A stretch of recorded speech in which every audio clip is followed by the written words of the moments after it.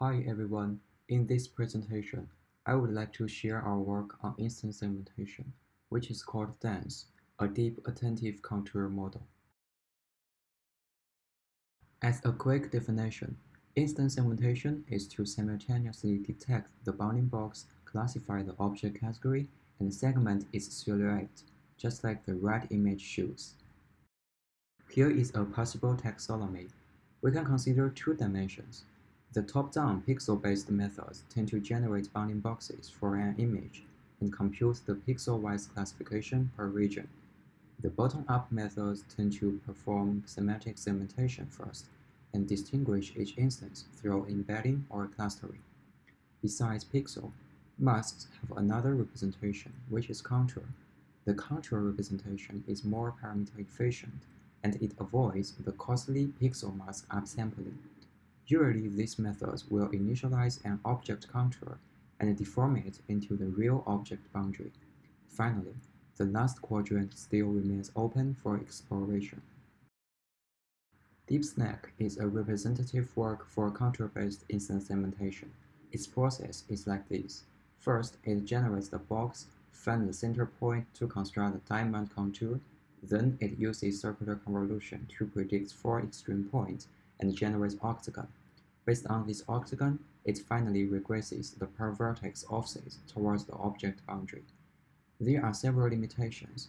The pipeline of DeepSnake is a bit complex, and its learning mechanism is not sufficient to perform well on more challenging shapes in COCO datasets.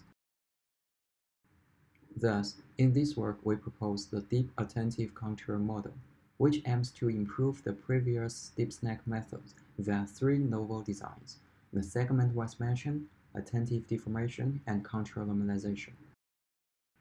First, we simplify the pipeline. By analysis and experiment, we found that the heuristically deemed beta initialization is actually not necessary. We can remove those stages and predict per vertices offsets directly from the box. This also improves the model inference speed. Then, we found that the matching is much more important for the network to learn meaningful information.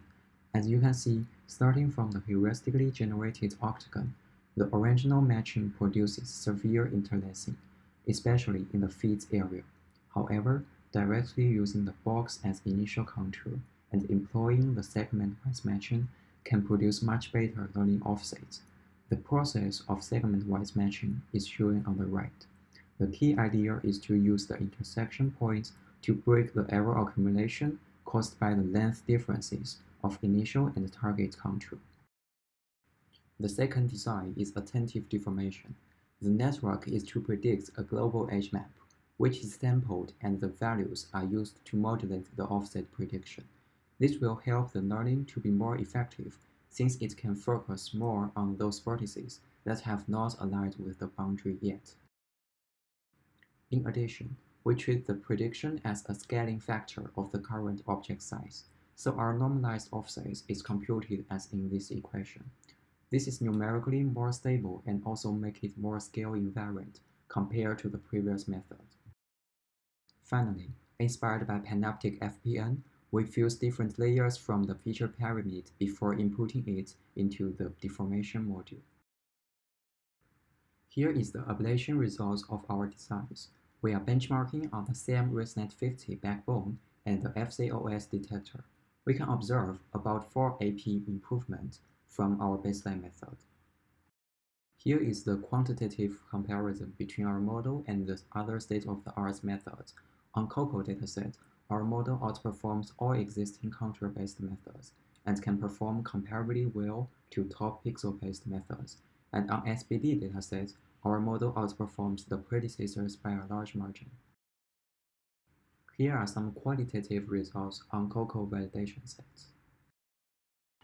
In conclusion, in this work we presented 3 essential designs for contour-based models to learn effective deformation, and to the best of our knowledge, our model outperforms all existing contour-based methods in terms of both performance and efficiency. Our code is open source and GitHub. That's all for this presentation. Thank you for your time.